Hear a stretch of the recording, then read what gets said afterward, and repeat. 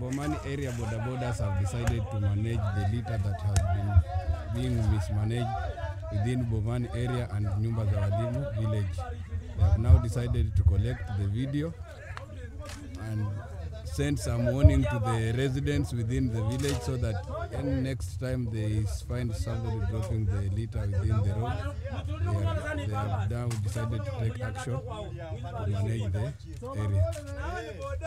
Bodaboda wameamua kwamba hawataki takataka barabarani, takataka ambayo inafunga barabara hadi wao wameshindwa kupita. Leo walikuwa jukumu ya kukusanya takataka kwa ajili ya kufungua barabara ili wawe na wakati rahisi wa kufanya kazi. Wanasema kwamba wamejaribu kutumia juhudi ya kutafuta Ministry of Health na Public Health ili waweze kukusanya takataka hili, but wanasema kwamba juhudi zao hazijafua dafu. Acha tuweze kumsikia mmoja wa bodaboda hawa. Unasemaje kiongozi? Mimi nasema kuanzia saa hizi niko hapa maeneo ya Shituhumi hapa kwa Nyumba za Walimu. Nasema kwamba mama wametuchosha na mapamba kutupa kwa barabara, ma always wanatupa kwa barabara, sisi tunashindwa mahali pa kupita.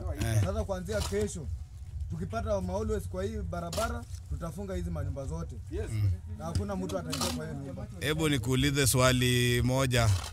Kutokana na wewe unaona hii takataka inatoka kwa watu gani? Hasa sana watu wenye wamerendisha Nyumba za Walimu wenye wako na watoto. Na ile hali inafaa watu wenye wamejenga hizi manyumba wapea watu pit mahali pa kutupa uchafu.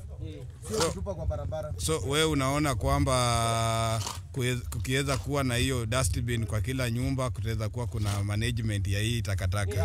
Afadhali wafanye hivyo, tutaavoid maneno ya kutupa uchafu kwa barabara. Simbo inishoni hao watu wako na kila kitu ya